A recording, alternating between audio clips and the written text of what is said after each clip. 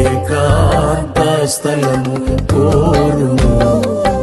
దేవుని ప్రార్థింప ఏకాంత స్థలము చేరుము. ఏకాంత స్థలము చేరి మోకాళ్ళ మీద ఉండి లోకాశాలను మదికి రాకుండా చూచుకొనుము. ఏకాంత